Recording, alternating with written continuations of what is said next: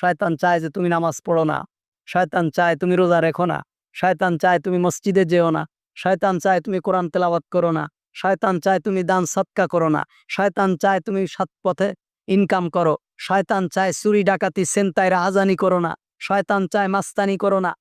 শয়তান চায় মাস্তানি করো, করো না না, করো, চুরি ডাকাতি করো, ছিনতাই করো, রাহাজানি করো, অন্যের মাথায় লাঠি মারো, অন্যের সম্পদ দখল করো, এগুলো শয়তান চায়।